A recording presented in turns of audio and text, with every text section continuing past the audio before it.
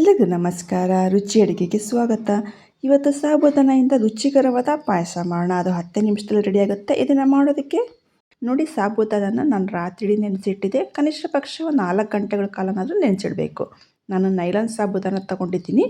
ಮಾಮೂಲಿಯಾಗಿದ್ದರೂ ತೊಗೊಳ್ಬೋದು, ಚೆನ್ನಾಗಿರುತ್ತೆ. ನೋಡಿ, ಇದನ್ನು ಚೆನ್ನಾಗಿ ತೊಳ್ಕೊಂಬಿಟ್ಟು ನೀರನ್ನು ತೆಕ್ಕೊಂಬಿಡಬೇಕು. ಇವಾಗ ಒಂದು ಪಾತ್ರೆ ಇಟ್ಕೊಳ್ಬೇಕು. ಅದಕ್ಕೆ 2 ಗ್ಲಾಸಷ್ಟು ನೀರನ್ನ ಹಾಕ್ತಾಯಿದ್ದೀನಿ ನಾನು.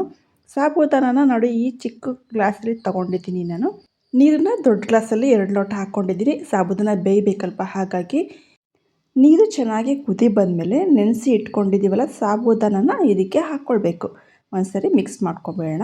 ಮಿಕ್ಸ್ ಮಾಡ್ಕೊಂಡಾದ್ಮೇಲೆ ಮೀಡಿಯಮ್ ಫ್ಲೇಮಲ್ಲಿ ಇಟ್ಬಿಟ್ಟು ಲಿಡ್ ಮುಚ್ಚಿಬಿಟ್ಟು ಇದನ್ನು ಬೇಯೋದಕ್ಕೆ ಬಿಟ್ಬಿಡಬೇಕು. 3 ನಿಮಿಷ ಆದಮೇಲೆ ತೆಗೆದು ತೋರಿಸ್ತಾ ಇದ್ದೀನಿ. ನೋಡಿ, ಚೆನ್ನಾಗಿ ಬೆಂದಿದೆ.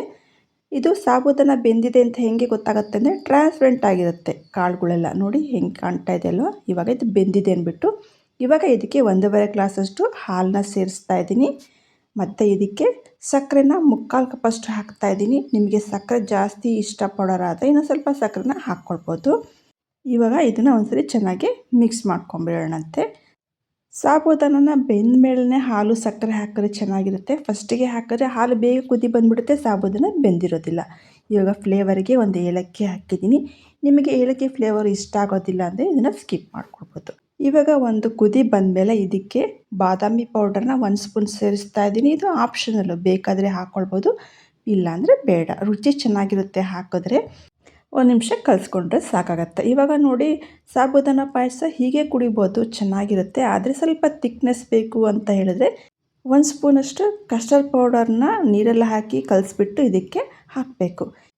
ಕಸ್ಟರ್ಡ್ ಪೌಡರ್ ಹಾಕ್ಕೊಳ್ಬೇಕಾದ್ರೆ ಒಂದೇ ಕಡೆ ಹಾಕ್ಕೊಳ್ಬೇಡಿ, ಹಾಕ್ತಾ ಕಲಿಸ್ಬೇಕು, ಇಲ್ಲಾಂದರೆ ಗಂಟಾಗಿ ಹೋಗ್ಬಿಡುತ್ತೆ ಅದು.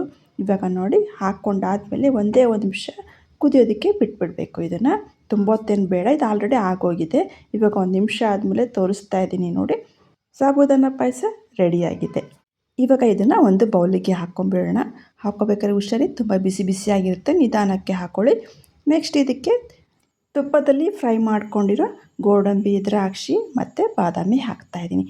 ಇದಕ್ಕೆ ತುಪ್ಪ ಕೂಡ ಜಾಸ್ತಿ ಹಾಕಿಲ್ಲ, ಒಂದೇ 1 ಸ್ಪೂನ್ ತುಪ್ಪದಲ್ಲಿ ಗೋಡಂಬಿ ದ್ರಾಕ್ಷಿನ ಹುರಿದ್ಬಿಟ್ಟು ಹಾಕಿದ್ದೀನಿ.